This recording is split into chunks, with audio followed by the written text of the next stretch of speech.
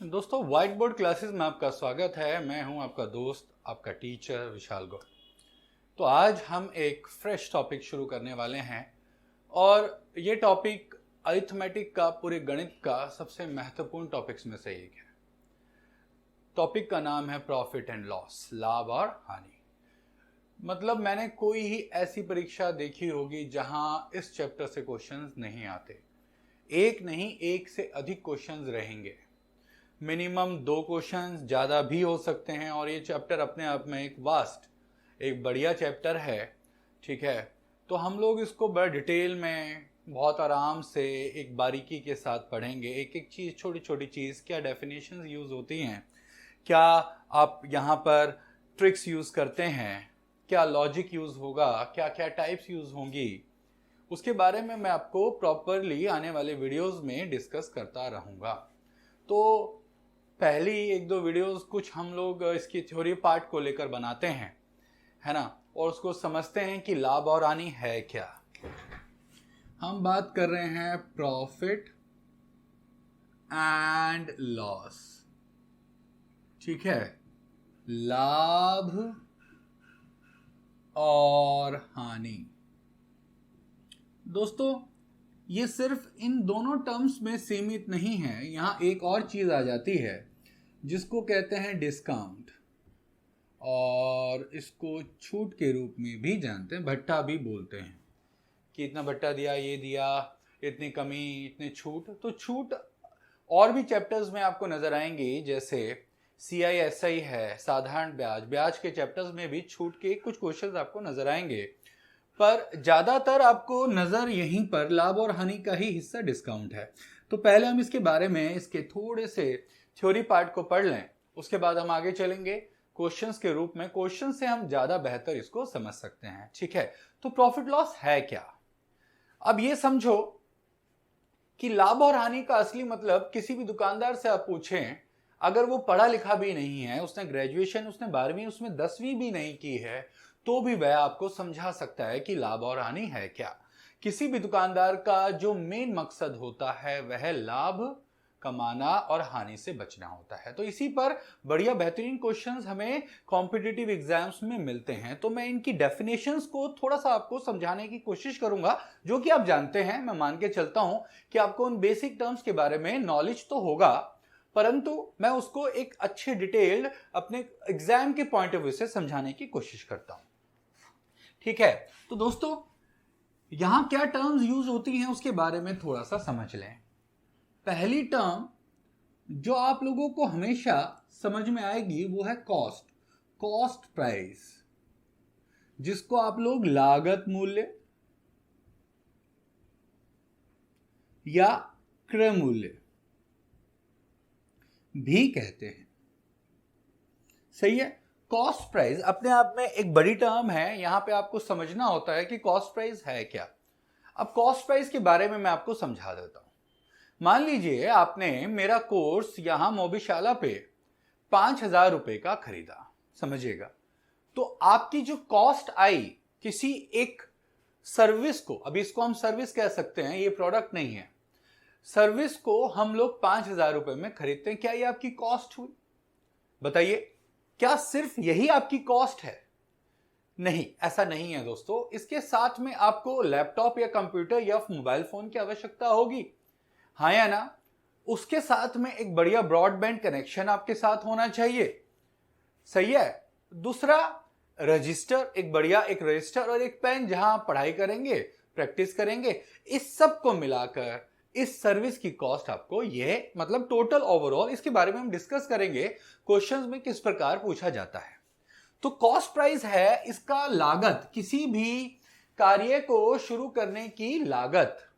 समझिए, किसी भी कार्य को शुरू करने की लागत, कार्य को मतलब मैंने कुछ काम शुरू किया, मैंने एक दुकान खोली, मान लीजिए कि मेरी दुकान है एसी की, तो मेरी लागत, मैंने उसको वहां पर क्या किया, कुछ प्रोडक्ट खरीदे होंगे अपनी सर्विसेज के लिए, या मैंने अपने पास उन्हें रखा होगा, और उसकी लागत क्या पड़ी, इसको कहते हैं कॉस्ट प्राइस। इसको क्रय मूल्य के रूप में भी जानते हैं।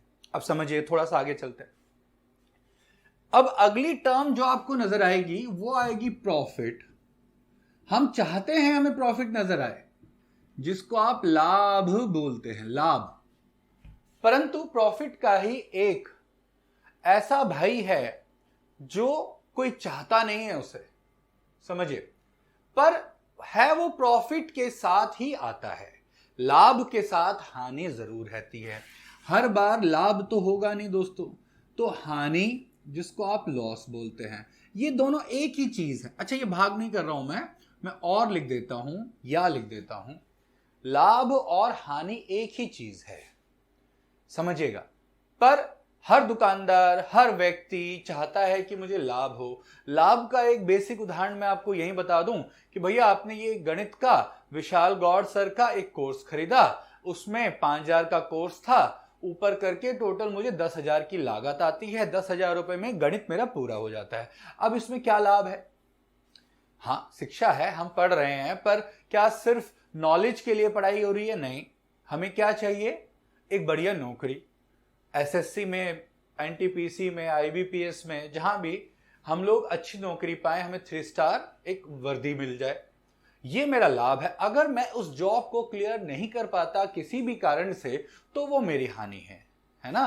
तो ये सारी चीजें हमें आप धीरे धीरे क्वेश्चन के रूप में समझनी है।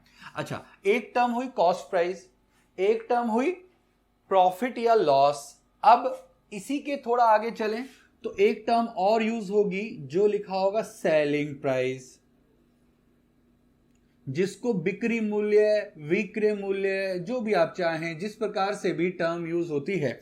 अच्छा, परीक्षा में इन टर्म्स को मॉडिफाई करके भी देता है। कॉस्ट प्राइस ही ना लिखे कि भैया एक व्यक्ति ने यह इतने रुपए की खरीदी, साथ में 200 रुपए जाने का खर्चा हो गया, वहां पहुंचा तो भैया उन्हें छोले कुलचे भी खाने थे, है ना, फिर उसको गर्मी लग रही थी, उसने कोल्ड ड्रिंक भी पी ली, तो ये सारा लागत हो गया, बताएगा नहीं वो, ऐसा थोड़ा लगेगा ये उसकी कॉस्ट प्राइस है। ये आपको समझना है, सही है। अब देखो, एक टर्म हुई कॉस्ट प्राइस, जिसको लागत, क्रय मूल्य, और भी किसी और नाम से भी या बिना इन टर्म्स के भी वो बता सकता है। दूसरा, लाभ या हानि, लाभ प्रॉफिट, हानि लॉस, सही है। और अब इसके बाद आता है सेलिंग प्राइस, जिसको आप बिक्री मूल्य कहते हैं। अच्छा, ये बड़ा क्लियर है, ये बड़ा क्लियर है। ये आप किसी भी व्यक्ति को, जो ग्राहक आपके पास आता है, ग्राहक किसी भी प्रकार का हो सकता है, ग्राहक खुद भी क्या हो सकता है कि भैया आपसे चीज खरीद के आगे बेचे, ये भी हो सकता है। तो ग्राहक आपके लिए ग्राहक है, वो खुद भी दुकानदार हो सकता है कि भैया वो एक मार्कर आपसे 100 रुपए का खरीदता हो और आगे वो 150 रुपए में बेचता हो, कुछ भी हो सकता है। तो वो हम क्वेश्चन के रूप में समझेंगे, लॉजिक में। तो यहां आया सेलिंग प्राइस। सेलिंग प्राइस क्या है? किसी को बेच दिया। अभी मैं इसको थोड़ा सा उदाहरण के रूप में बताऊंगा। अब इसी में दोस्तों एक टर्म यूज होती है डिस्काउंट, आज कल का सबसे ज्यादा यूज होने वाला शब्द। छूट कितनी है मेरे भाई?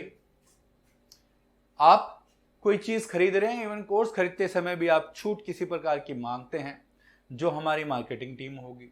या आप दुकान पे जाके कोई वस्तु है 100 रुपए की, आप कहेंगे छूट दे दे भैया, 2 चीज ले लूंगा। ये सारी चीजें अभी हमने सीखनी है। इसी पे क्वेश्चन आएंगे बेहतरीन, इस पे 1 से 2 क्वेश्चन जरूर रहता है। और डिस्काउंट के बाद जो अगली टर्म आएगी वो है मार्क्ड प्राइस। वेरी इंपॉर्टेंट, बहुत जरूरी, मार्क्ड प्राइस, जिसको आप कहते हैं अंकित मूल्य, सही है, अंकित मूल्य। इसको आप MRP भी कहते हैं, मैक्सिमम रिटेल प्राइस। वह अधिकतम प्राइस जिस पे दुकानदार बेच सकता है किसी वस्तु को, इसके बारे में ही मैं डिस्कस करूंगा। अच्छा, पूरा चैप्टर इन्हीं टर्म्स के इर्द गिर्द घूमेगा, ठीक है। अच्छा, इस पे हम लॉजिकली समझते रहेंगे। अब मैं इसको थोड़ा उदाहरण के रूप में आपको समझाने की कोशिश करता हूं, ठीक है। ये टर्म्स अभी हमने पढ़ने हैं, कॉस्ट प्राइस, लागत मूल्य, प्रॉफिट लॉस, उसके बाद आया सेलिंग प्राइस, उसके बाद आता है क्या दोस्तों? छूट और अंकित मूल्य। चलिए थोड़ा सा आगे चलते हैं, इसके बारे में समझते हैं। अच्छा दोस्तों, यहां पर हम लोग प्रतिशत का भी यूज करेंगे। मैं जो परसेंटेज प्रतिशतता है उसका भी लॉजिक आपको समझाऊंगा, फिर मैं जब परसेंटेज करवाऊंगा उसमें भी समझा दूंगा, उसमें कोई प्रॉब्लम नहीं है, ठीक है। धीरे धीरे लॉजिकली अगर हम उसको सीखते रहेंगे। चलिए अब बेसिक सी चीज समझते हैं, समझो। देखो दोस्तों, अब मैं सीपी लिख सकता हूं ना डायरेक्ट, कॉस्ट प्राइस, समझ रहे हैं आप लोग, यह क्या है हमारा क्रय मूल्य। अब सीपी है और एसपी है। अब यहां बेसिक लॉजिक, छोटा सा लॉजिक है जो आप जानते होंगे। अगर आप 100 रुपए की चीज खरीदते हैं दोस्तों, उसको 150 रुपए में बेचते हैं तो लाभ नजर आता है, हाँ या ना। परंतु अगर मैं 100 की चीज किसी कारणवश 80, 70 या 95 या 96, 98 रुपए में बेचूं तो मुझे हानि नजर आती है। तो ये बेसिक लॉजिक है, ये मैं आपको जरूर बताऊंगा। अगर दोस्तों सीपी छोटा है और एसपी बड़ा है तो इसको हम कहते हैं क्या, लाभ,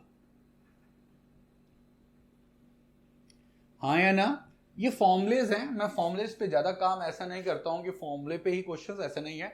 हम लोग इसको रेशो बेस पे करेंगे, अनुपात के रूप में सॉल्व करेंगे, परंतु ये फॉर्मुलेज हैं, ये हमें पता होना चाहिए।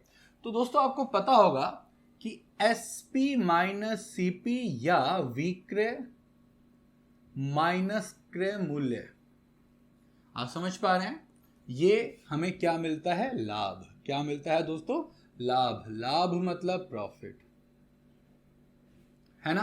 प्रॉफिट दो प्रकार से काउंट होता है, समझिएगा। एक तो सीधे सीधे पैसे या रुपए के रूप में, है ना, कि भैया मुझे 100 रुपए का लाभ हुआ, मुझे 200 रुपए का लाभ हुआ। और एक होता है प्रतिशत में। प्रतिशत होती है तुलना। हमने क्या किया है, हमने किसी भी वस्तु को जब लाभ या हानि पर बेचते हैं तो उसमें 100 से तुलना, किसी भी चीज के, इवन किसी का वजन का, किसी की उसके एफिशिएंसी को भी हम प्रतिशत में कर लेते हैं। यहां पर लाभ हानि प्रतिशत का मतलब है 100 में से कितना, मतलब वो मैं धीरे धीरे आपको समझाऊंगा। तो दो प्रकार से हम लाभ और हानि को काउंट कर सकते हैं। कैसे, कि एक तो सीधे सीधे भैया 10, 20, 50, 100 रुपए के रूप में x रुपए का लाभ हुआ या x रुपए की हानि हुई। दूसरा प्रतिशत के रूप में। प्रतिशत में चाहे वो करोड़ों की चीज है परंतु वो 100 में से ही तुलना की जाएगी, वो हम बताएंगे अभी देखते हैं, ठीक है। अच्छा, अब इसको कैसे काउंट करते हैं, मैंने प्रॉफिट लिया, है ना, और सीपी हमेशा लाभ या हानि, लाभ या हानि, इसको याद रखिएगा।